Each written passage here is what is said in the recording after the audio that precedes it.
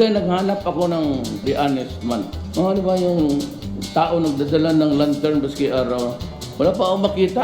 Napawawang ilan nung sinabi ito ng Pangulo noong 2016. Tuwing kailan ka nga ba naman makakarinig ng presidente nagkukote ng Greek philosopher? Si Diogenes, isa sa mga skeptics na naglalakad-lakad doon sa mga kalye ng Athens sa tirik na araw na may dalang ilaw para sa kanyang paghahanap ng honest man.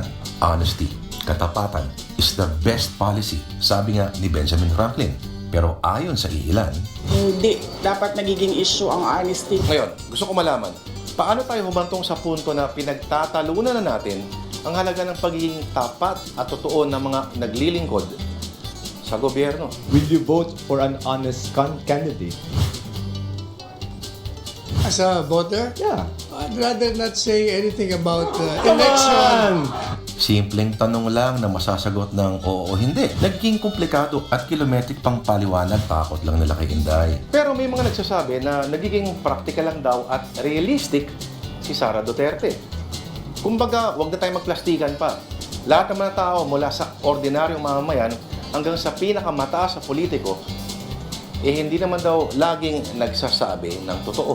Tama nga naman ang sinabi ni Billy Joel sa kanyang awiting Honesty. Everyone is so untrue. Everyone. Nung sinabi ni Bill Clinton tungkol kay Monica Lewinsky na I did not have sexual relations with that woman.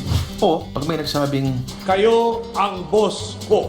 sa issue kasi ni Amy, sana sinabi na lang na siya nag-aral sa UP at Princeton. Sana yun na lang ang sinabi niya. Hindi naman yun kasinungalingan. Hindi nga lang siya gumraduate. Ayon mismo sa mga records ng mga nasabing paaralan.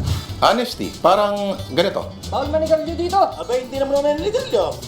Binibigyan ko sa nito ng cancer. Itong Honesty Cafe sa Batanes, walang nagbabantay. Iwan mo na lang saktong bayad. Ibang klase lang na isipin na may mga gantong uri pa rin ng mga negosyo. Pero may honesty store din sa loob ng Manila Police District na may parehong konsepto. Pero nagsara rin after 6 months dahil Natangayan ang aabot sa 10,000 pisong halaga ng paninda at pera ito. kung sinasabi natin na lahat naman ay nagsisinungaling, ano ang tinuturo natin sa mga bata? Na okay lang hindi magsabi ng totoo dahil balang araw baka gusto nilang maging politiko. So kung ganoon, bakit pa tayo nanunumpa sa kung ano-ano? Kung alam naman nating naglolokohan lang pala tayo. Di ba, Mayor? Lahat sila sinungaling. Lahat ng tao sa mundong ito sinungaling.